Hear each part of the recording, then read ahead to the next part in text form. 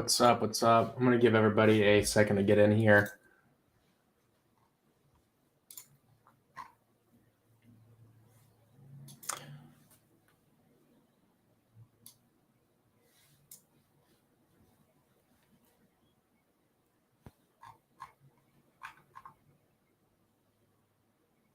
What's up, Silent? What's up, Joel?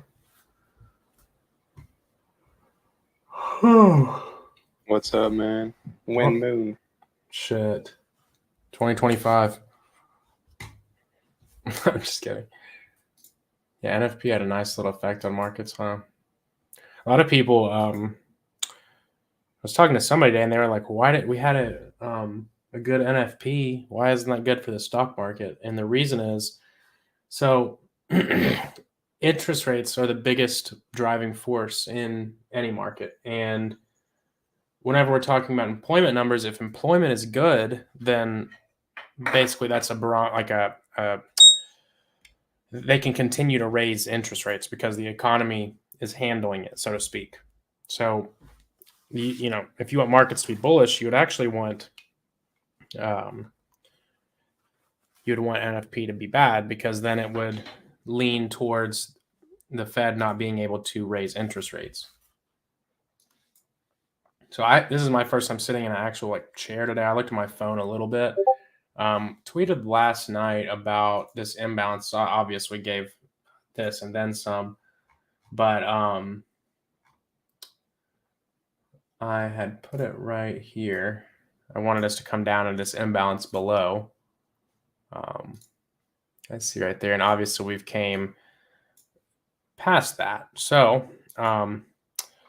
I see two scenarios here, because when we look at price in the sense of, our swing range on the weekly, we have a much larger range, which to me is all the way down here. And then that would lead for the first obvious price delivery array in a premium to be this large fair value gap, these relatively equal highs here. But when I look back over at this last range we had, I think we might be somewhere like this, but it seems like it's going to be a little more rapid. Or maybe even, I should say, like something like this. I don't know. Because we came down, we took out all that liquidity. I know you can't see here because we're on the ES December chart. But so he said, please watch Euro USD. I'm holding longs. Yeah, I wouldn't be in longs on Euro dollar. We actually are going to go over that. I don't mean to scare you, but I don't think it's a very bullish narrative right now. So when we're looking at price, we see over here a liquidation of all of this range right here. Any longs that were built up in this range were now liquidated there. And we saw that initial little retrace into kind of the first fair value gap at a premium. Now, looking at this swing range, right, and I know it's not going to be as equally as clear as over here, but whenever we look, this would have been the weekly range, much larger, just like we have a much larger weekly range right here. And then we have that first initial little kind of dead cat bounce, and then another liquidation, and then even more. So what I'm thinking is potentially, wait, I just probably deleted all my recent TA. I don't want to do that. So price is pretty clearly drawing down now. We can look at this candle here as an order block, right? Because it's a down candle that has been engulfed and traded through. So we could look at that, and that is definitely a potential scenario. We also, when we look at this range on the 1 hour, remember we talked about, I said, if we go under this range, we're most likely going to go back down to a discount. That's exactly what we did. We went deeper than that imbalance. We talked about yesterday, I was saying that until we had taken out this low, then I was looking at it, we could potentially bounce there and move up into that daily imbalance, which was not the massive one, but I was watching this one right here. So obviously price didn't want to do that as far as go to the upside. And we did see that plunge below that low, which would lead us to look for a reversion back to a discount, because this 1 hour range, which is going to be from this low to this high, the way I have it drawn, theoretically it's still a bullish range on the 1 hour. The daily has now, when we're talking about impulse moves, I see it from the perspective of, to me, I mean, I was looking at this really, if you're looking at the daily swing, right, is that. So we kind of have two daily swings here. We have this first move, retracement, CPI, move down, retracement, then we have NFP and a move down. So one could have maybe drawn a fib like this, and then at that point we would have hit the first price delivery array, which is this volume imbalance, in a premium, and we have shown direction to move violently away from it. So it's kind of it's a tricky one because like I said, I wanted this right here, and I thought the clearest zone was this.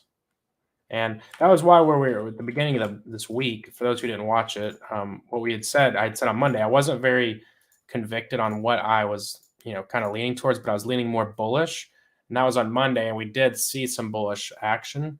But then now we've seen this down plunge. I think it's kind of showing us the price is desiring to go lower. Now, whether that's into this order block or, not, I don't know. We probably won't know till Monday. But if we're drawing the range like this, then I would look for the low, right? And I'm also looking back, and if you look, very rarely is it that first, bounce that brings us all the way back up into a premium. Like for instance, over in this area, this one's a little clearer though, because we had this pause, a move down, a pause, consolidation, and then our impulse move. And price was moving efficiently. It went where? To the first volume imbalance. So I suck at drawing lines. But to the first volume imbalance in a premium. Now, they don't have to be volume imbalances. It can be any kind of POI, but this was also a gap. So we went into that, traded down, right? And if we're looking at it in more of an immediate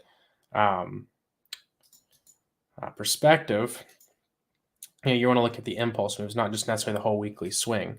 So I can see maybe that, this was the impulse move, and now I moved up. I didn't look at it like that before. I looked at this because I see, somewhat of a small consolidation there, but to me, this is where we moved the most impulsively away from. And if you look, price is moving efficiently there, right? It moves down, retraces fully back into a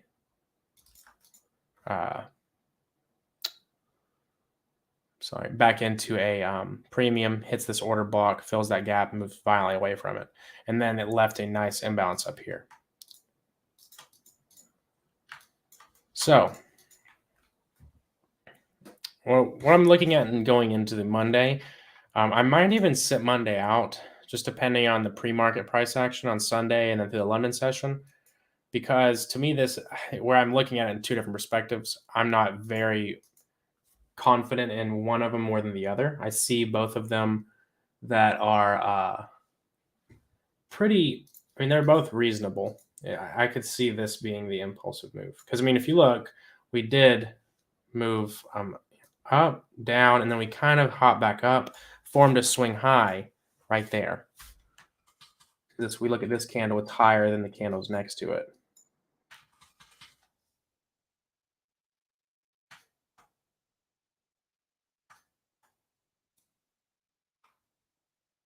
Now, what I would ideally like, though, is a move to the upside, because that would be more efficient in my eyes, because I like this. This is more of an impulse, or a whole swing range.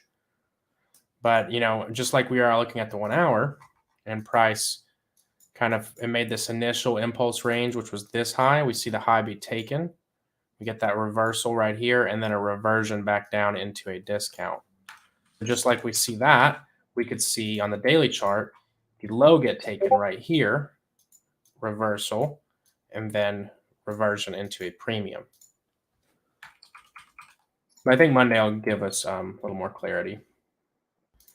So euro dollar, as far as how we did on the weekly bias, I wasn't very, very direct. I did say bullish early on, and we were bullish early on, but I can't sit here and say it was all on point and perfect because I really didn't give a official like clear. I just said I'm leaning bullish. So, and that was for indices. Now, cryptos really nothing new in my opinion. Yeah, we got a nice little pump with indices, but like I've been telling you guys, I'm really not interested in Bitcoin until it gets to one of my areas, which is going to be this imbalance or this low.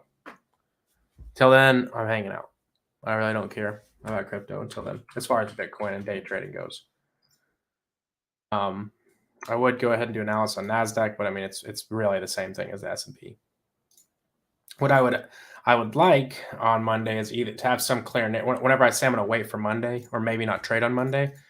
Now, let's say if we came under this low on Monday, that would be ideal. Right? I would like that because that would give me a little bit more to look to go long, or at least look for a bullish narrative to build. Right? And then I'd be targeting these highs with this imbalance right above. And if we still hold this range that we're in, I still would look for a reversion back up to this premium. But if we come down here, then reverse, we might see a better, more efficient move. So that's what I would look for on Monday. Don't force anything. The markets are at pivotal points. We just took out June lows. I think we're kind of indecisive here. We're burning out both shorts and longs. So I always say it's important not only to know what to do when it's time to strike, but just know when not to strike as well. What's up, Pictard? I've been seeing you on Twitter. What's up? Oh, Zamir, what's up, bro? How you doing?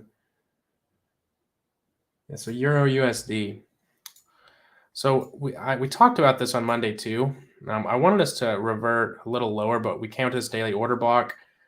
Very clean delivery on our euro dollar, and I really like the way that euro dollar moves, but it moves really good in London session. So I miss the setups. I don't trade during that. Very, very clean when it came to this order block. And you go to the 1 hour, it's kind of this little redistribution range where you had a 3 drive. So that first drive, second drive, third drive, and then impulse will break a structure, reversing up into that first fair value gap, and then expansion. So that's what created this last swing range. So once we come back into this blue zone, anything in here is a potential sell, right? Any kind of selling entry is going to be highly probable. Why? Because it's at a premium based off the daily swing move. And it's at an area where we know institutional involvement was present when we had these 3 drives, that redistribution or that expansive move down. So when we look over here, all we need in this area is a kind of a displacement break structure. Something you could use to change a character. And I'll go over how you could have caught that trade with both of those. So for instance, let's say you use just kind of internal structure and supply and demand. You got to change a character right there. And yes, it did break the low, and that does count because we're technical and we want to be mechanical. If it breaks it, it breaks it. So we broke it. Now, what you could have been as a supply and demand trader, you could have just traded the 1 hour and just shorted right off this order block. So as soon as you broke that low, you could have said, bam, I'm going to get in a short on that order block, that last up candle before the down move. And really, in my opinion, you could hold this all the way. Now, you should be taking profits because this could revert. There is still liquidity in a premium. Now, we've talked about this quite a bit, understanding ranges and how paramount that is to correct profit taking and what your expectations of a trade or a move in price are going to be.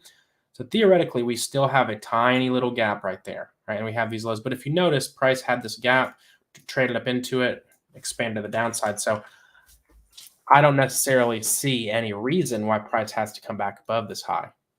Not every high has to get taken because what was this high doing? It was rebalancing price. So euro overall draw on liquidity is that low, if you're asking me. That's in the daily chart. Now, how can we play this from a lick rate perspective? Now, that was just a 1 hour, very simple play. I don't trade those setups as much. But whenever we are looking at it from a more of the strategies that I use, what I would look at was, once we're in this zone, I'm going to go into the 15-minute, and I'm going to look for liquidity rates and then use a 1 minute to confirm. So what we can do is we'll go ahead and get this replay back here. I'm sorry, wrong highs. So you have these equal highs right here. So anywhere when you're looking at this range, now also look at the time. Remember, we've talked about the power of 3 quite a bit lately. So whenever leading up to the midnight hour, we have this Asian range accumulation. So traders are getting long and short here, and a lot of liquidity is brewing up. Right, so then what happens? We know moving into the London session after midnight, now this little dotted line is midnight, New York midnight, we know that we're going to look for what? Manipulation. Now, where are we going to manipulate to? Areas of liquidity. If you see, we have this liquidity pool in the form of buy-side liquidity above these highs, right there. What happens? We come above that. And so now we're in that liquidity pool. The opportunity is there. Now we have to find an execution trigger to get active in this market. Now this is same thing we use. Nice break of structure. Price tapped right on that first fair value gap and off to the races. So this was absolutely picture perfect. Free money. I mean, this is free. Yeah, that manipulation coming in after the London session begins. So we know we look for manipulation at buy side liquidity or any other high time frame POI. So here, that's where your framework comes from. Then boom, check off your break of structure. You've got that fair value gap there, and then it is literally off to the races. And this is when combining those low time frames. I'll show you exactly what the entry would have looked like. Now you could have just marketed on that break, right? Like we down here, you could have marketed, or you could have waited for that fair value gap right there, the first gap, stops above the liquidity rate high, and you're golden. First target would have been sell stops under the Asian range. That would have been in itself a beautiful trade. You could have taken it all there. Nice 4-to-1 almost. But we know that when we're pairing this with the higher time frames, which we were, remember we started this trade off of a daily. I don't want to say we started this trade because I don't want to give the false inclination that I participated in this, but we did talk about it. And just for the learning experience, I did not signal this. I didn't take it. But it's a very clear setup. If I would have been up that night, I can tell you. And you guys know, I tell you, when I look in hindsight, I probably wouldn't have taken that. No, I definitely would have taken this. So that trade could have been the same profit target. And you can see how much, how tighter your stops are. I can't tell you I would hold it all the way down. I mean, that would be one of those pretty crazy trades. If you were to get something like that, 60-to-1, I mean, that'd be fucking insane. Pretty unreasonable. I don't know what that's from. What is this? Maybe it was a re-entry we talked about. But overall, I mean, when we're combining, because if you're just using the low time frames, yeah, your target would have been right here. But we know that we're high up in that daily range.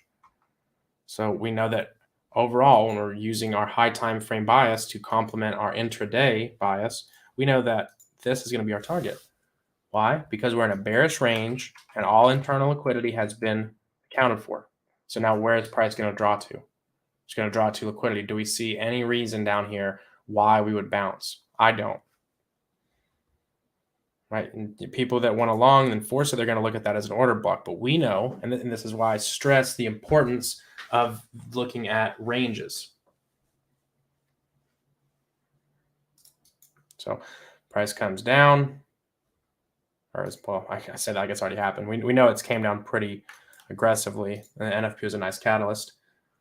So that's a little recap on this week's price action on Euro. I really wish I could have taken it. That would have been a beautiful trade. I'm considered staying up on certain nights to trade the London session. I like trading indices, but really been studying Euro, and it's just been very nice, very clean.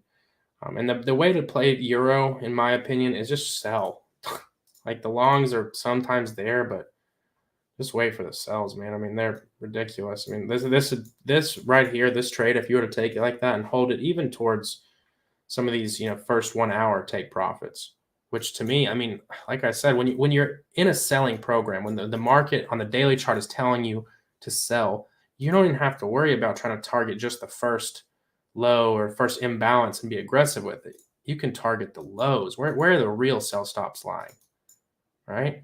So, you could have waited. You take that first little profit to de-risk yourself, maybe take 30% or 40% there. Just that way you can leave your original stop, and then you just look away. Hold it for the rest of the week. And that'd been a beautiful move. Even if you had taken 30% off and you're only netting 60% of that, 60% of 30R, I mean, if you're risking 0.5% or even much a percent, you just made your weekly goal and then some. Now, in hindsight, obviously, this is easier to see, but this just shows you that when you pair the higher time frames with your lower time frames, even if you're a day trader, you're going to get those pretty crazy setups. And these don't happen all the time. Now, this is not something that's going to happen. This is something that happens usually once every swing range. You're going to get a play like that. For instance, we look back. Where did it happen here?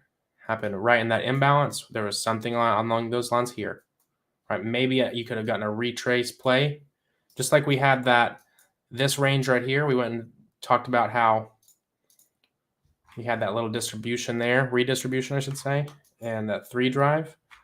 If we go back over here, same thing. Look at that. And that's why I really like Euro. It's just like free, like 3 drive. Look at that. Just literally clear as day. It's the same thing, the same sell program that the algorithm's pushing on this asset, every single range. And that's why I say if you're going to trade this, just wait for the sells. Unless, you're a day trader and you just trade this a lot, and that's what you trade. I know, Zamir, I know you trade this a lot. But, that's really what I see with Euro. Now, if I'm looking at like a monthly chart, it's just not showing much signs of hope. Where is this from? I think this was like a monthly fib or a yearly or something crazy. Where did I draw that? Okay, yeah. So this range, I think, is where we're headed, somewhere down in here.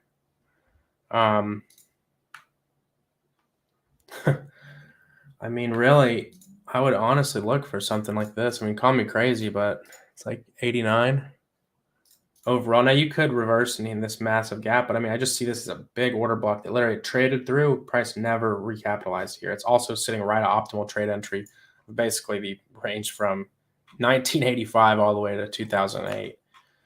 So, and also whenever we talk about 2008 and why this is a significant level, is it's the last time we had a real crazy recession. COVID really was just a scam money printing recession. There wasn't, the recession lasted like 2 months.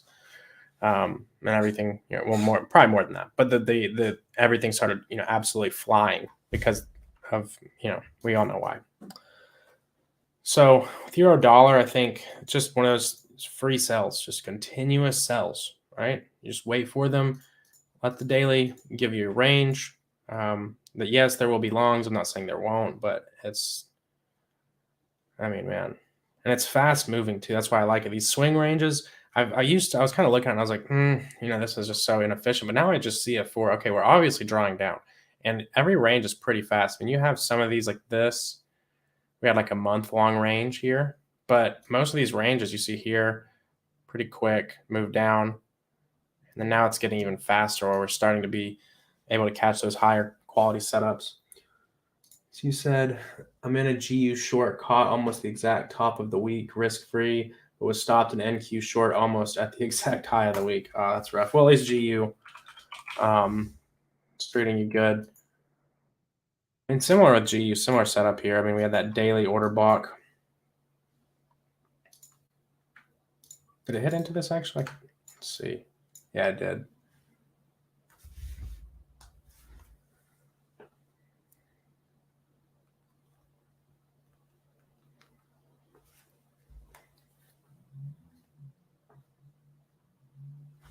Sorry, I had to text somebody. They were calling me. It's a call I need to get back to, but I'll wait till after.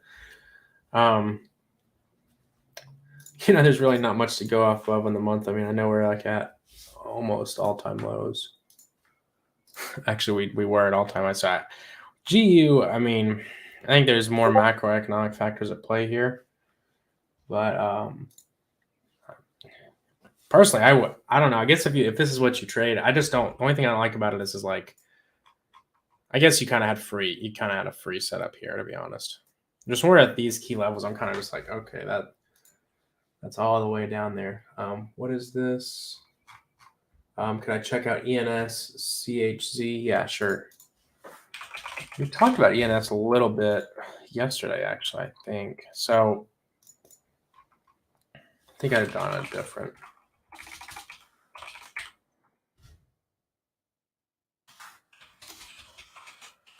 I think we talked about it. We talked about something else a little bit more. I think it was Ethereum Classic. Yeah, overall, I'm looking at the weekly chart. This is showing me it wants to draw higher. So when I see this, we have this order block here. Price kind of dug into it. Showed a little bit of a desire to move away from it, but nothing really insane. It just looks like we are coming back down to that fair value gap, and now price has shown the desire to move up. All right, so we look at the daily chart. Came into that weekly fair value gap. The daily showed a shift in market structure. Price returned back down. It looks like to this order block right here, but I see this fair value gap as well. That just wasn't the most precise bounce point. And price is now rallying up. So that tells me that price wants higher, right? Now it could reverse under this, above this high. So I would look on the daily. I would think this is your draw overall would be that high. Probably see maybe a retracement down into this order block. I would even just look at both candles.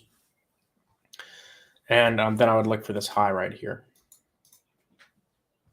Now for CHC, did it ever decide to chill the fuck out? I know it was just like running rampant for a while.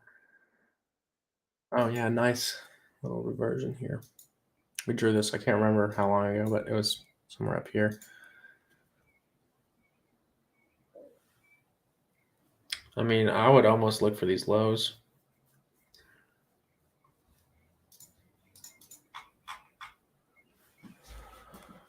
If you look, came right up into that nice rejection block. It actually might have came right to the wick. I don't know. No, not all the way. For those who are wondering what a rejection block is, just these candles with a fat wick on them. They're just another form of supply for people who trade supply and demand. But price traded up into that a little bit. That's where we get that reaction right there. So obviously, price showed that smart money was kind of just selling to these buy stops above these highs, and prices moved to the downside. Now we've got a pretty clear shift in market structure there. Looks like price wants to draw into this fair value gap. I think that, I mean, if you notice, we really didn't get into a premium of the gap, which is not required that we do, but that would give a nice liquidation of these early sells here. So I could see something along those lines. I'll actually set an alert for this.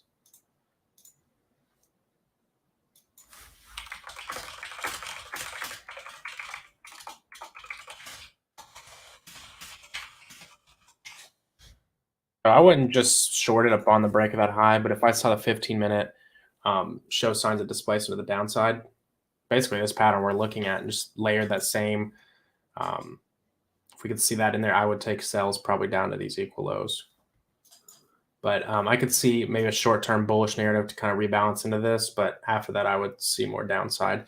First targets would be this right here. This is actually pretty clean. You got a very nice low front running this imbalance. So, you could get into a sell, take off most right there, and then maybe try to let the rest ride.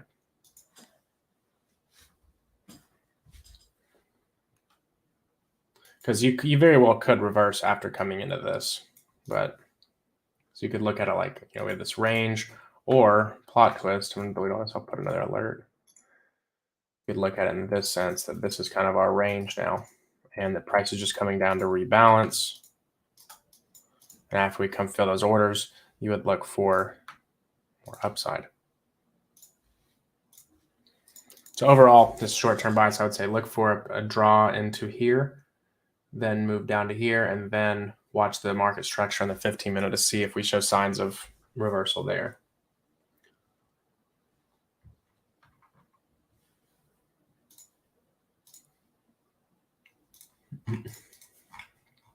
I wanted to go over some stuff that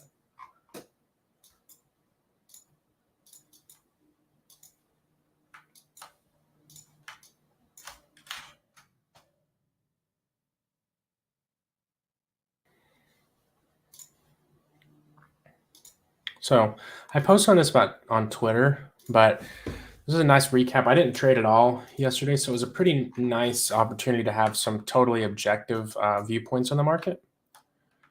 So this is just the session. So we have the 8:30 opening price here. So that's whenever institutions start to trade. And we saw that immediate move to the downside. So I wasn't trading yesterday, but this is a good example of there's always trades on both sides of the market. But whenever you're trading with the trend, as far as, and I'm not talking about trend lines, I'm talking about you understand how to obtain a draw on liquidity and you are correct, then I think you're going to be able to catch much better and more explosive opportunities. So for instance, we had this initial plunge. The 9:30 opening price was right, this candle right there. So we had that initial move up, right? We know what happens and what's resting above these highs. It's going to be buy side liquidity. So we come above that, we see this reversal. Now, I'll be honest with you. I mean, the way that I trade, I wouldn't have looked at anything as a reversal until this low was taken. Now, what is the reason for that? I'm looking at this. Looking back, I see that theoretically, or actually, no, these were equal. I think it was on NOS, but I was really like kind of stunned that, not even stunned, but just kind of, like, damn, like this really didn't give a pattern. So those are equal. So I wouldn't look at either of those as swing low. So remember, when we're talking about a market structural shift, we want to see a swing high violated or a swing low violated in order to get that fair value gap entry and then move down. But when we don't get that, what we're going to wait for is for that to happen, or what I wait for. Now, I know that I think ICT even shorted because I think there was SMT divergence with the NASDAQ here. It's just not where I would have looked to sell on a 1 minute. This would have been it right here. So we have that break of structure. Now we look at just this impulse move. You look, what's the first imbalance in a premium of that impulsive move? Because that's where the impulse stopped. Yes, it went lower, but you see it right there. Very nice opportunity. That's something you do not usually have to wait this long for this, but this is a lesson that I've learned with indices especially, is that if you have a model, even if price kind of runs away from you, at least watch that area. Now, one could have taken a sell. I didn't put it on the screen because it would have been too cluttery. One could have taken a sell at the beginning of this fair value gap, stops of that swing high. Now that would have been not the greatest risk reward, but it's still good. 2 to 1 is fine. I've actually considered a lot recently having a fixed 2 to 1 for my funded, just because I've noticed that while I have hit some pretty high R trades, I think that the overall profitability would maybe be, even if not better, it would be the same almost. And I think that the 2R is a lot less, it's more mechanical, and there's like not much stress to it because, you just have to get your entry and a stop loss. And, even if your profit target is farther than 2R, you just still take it because, if I can get some more data that's more consistent, I'll then up my risk because it might end up making more money. But that's the low, kind of like low maintenance, I guess, entry would have been just to enter right on that fair value gap, stops over the most recent high, and then target the low, sell side liquidity. But for a more precise entry, one could have waited to get that the confirmation almost of the confirmation. So you guys know that I don't really use breakers a ton, but this is a great example of when I would use one, is when we have a massive fair value gap like this. So if my bias is that this is confirming this area right here, so then I'm going to look for sell side. Well, how can I get active? Well, obviously I'm not going to set a limit right here and stops above that. I mean, that would just be pointless. That wouldn't make any sense. Just not worth the risk reward. Anything under 2 is not worth it to me. If it's like 1.9 or something, I'll take that. But if it's like 1.5 or 1, as far as this type of trade where it's not a scalp, I wouldn't consider this a scalp, then I'm not going to look for a trade like that. So this is the kind of situation where I would look for a breaker, because you're really just looking at, okay, this impulsive move, what's the first price delivery rate in a premium? Well, obviously this fair value gap is in both a discount and a premium. The other way you could have attacked this was using the equilibrium of the fair value gap. Now we can see that while that would have got you a better, actually it was right there, yeah, a better entry, that little bit is actually quite a big difference. So that's the 2-to-1. Now that's fine, but remember, you could have got 2-to-1 just playing this. So that kind of, it doesn't really have any risk to reward benefit of the confirmation of that old POI. So you can look at the first standalone POI in a premium, which is that breaker block. And it's this candle right there. It's the last down candle before what? A run on stops. Breakers at the end of 3 drives are my favorite. Again, like that through, just like we were talking about Euro dollar. 1, 2, 3.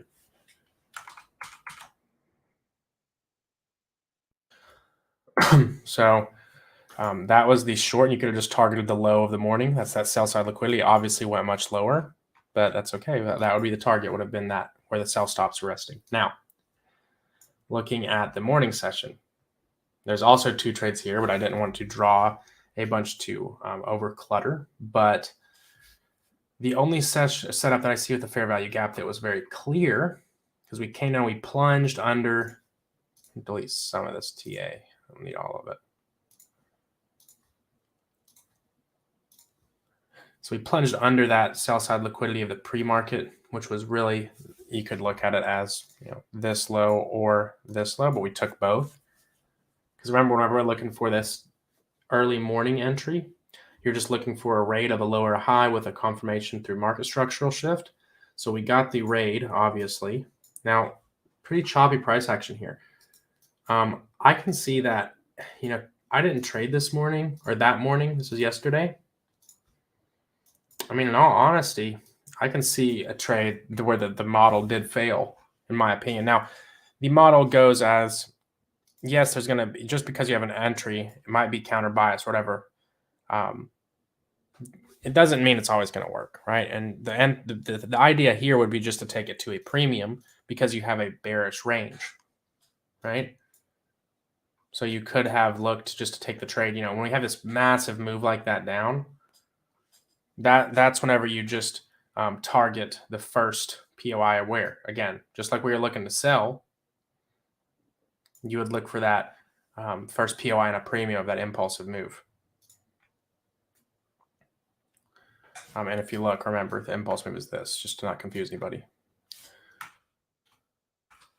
So whenever we're looking at down here, if we rewind this a little bit, if you're just looking at that, I mean, I can tell I'd probably would have taken a loss right there. Now I would have probably recouped it with the next trade if I was looking along. But look, we took out the lows right here. All this got taken. So then we look for what? We look for a market structural shift, which you got right there with displacement. I would call these 2 candles displacement, especially after this small little move. Then boom, push off, and then you have a fair value gap. Tapped in right there, but look what happened. That would have looked something like this.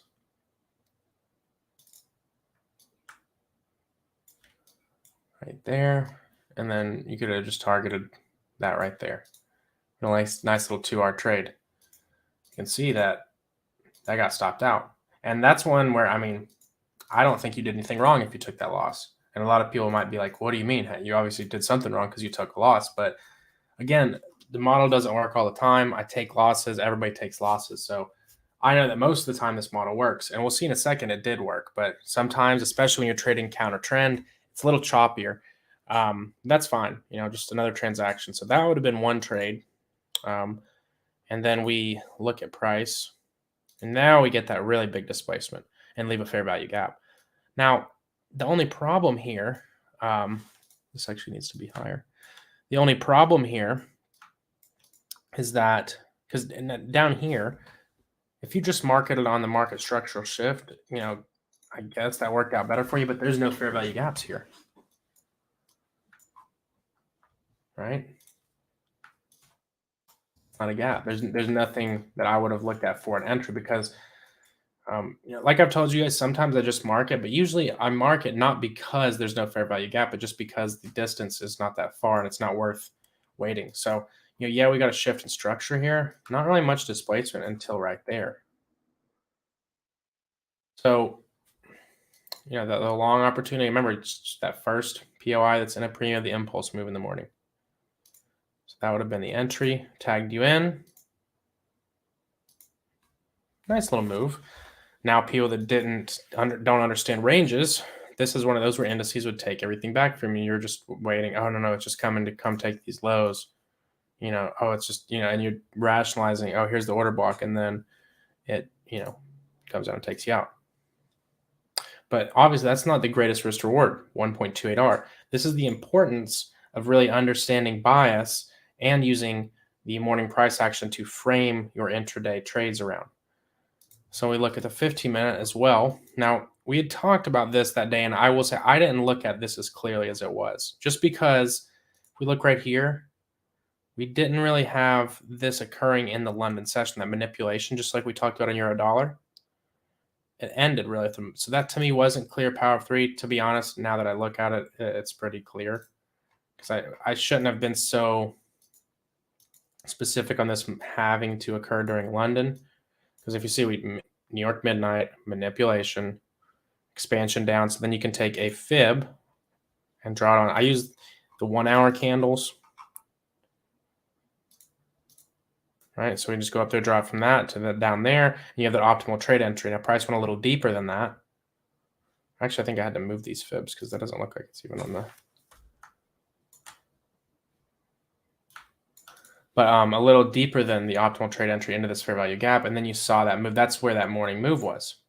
Started at was right there. So with all that context, you know, you could have looked at this as a more probable selling opportunity rather than trying to catch that long. And maybe if you did, you know, I won't lie to you, I probably would have taken that first one.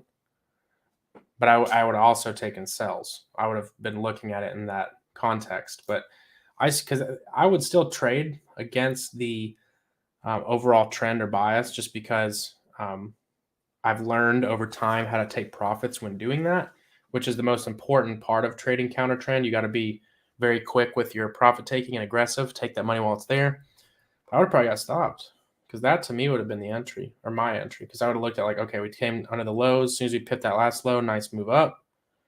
Same pattern that I've used quite a bit successfully. So that was kind of just recapping yesterday's price and giving an example of a trading day from both perspectives, and also just looking at the value and understanding the overall direction, because, you know, getting the entries is not always the hard part. For instance, you know, once you learn that little shift in market structure, it doesn't, you know, I could probably teach a 10-year-old how to do that, right? I could say, look, as soon as a candle makes a big move above this high, buy. You know, that's not that hard, right? What's hard is how you manage it. Where is it going? Why are you taking it there? Right. And a lot of that comes to do with understanding ranges. And a lot of people that just watch the 2022 ICT mentorship, I feel like I think everybody beat up on ICT for so long to make things like simple. And he made the 2022. Yes, it was simple, but there's a lot of stuff that I think you should go watch the 2016 for those who've only watched that, because it helps with a lot of this. Right.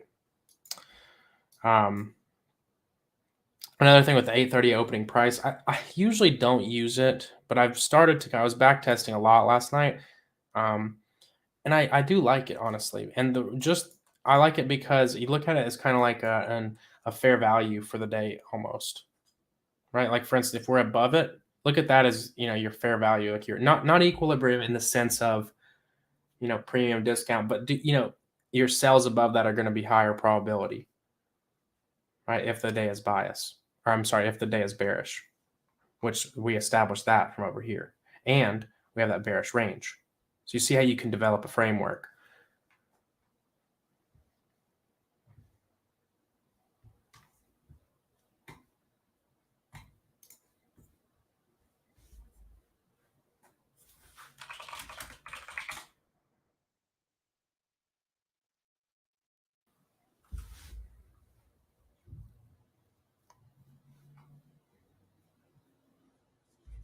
If you guys got any questions, go ahead and ring them off. I'm probably going to hop off a little earlier than usual. We've been on for about 45 minutes, but I do need to get some stuff done. I actually have my birthday celebration is going to be tomorrow, and then my birthday is on Sunday. So I got to get out and get some stuff ready with my girl.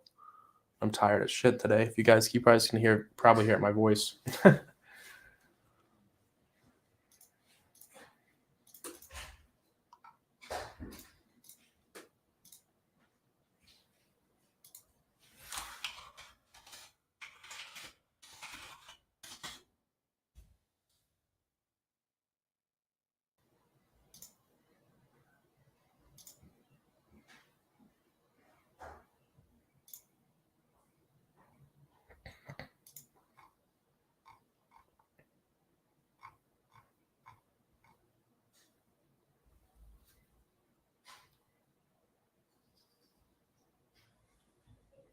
Well, on that note, guys, I'm going to cut it. And I appreciate the birthday wishes, Chutron. Yeah, if you guys have any questions, let me know. You guys know how to get at me, and I will see you guys on Monday. Till then, peace.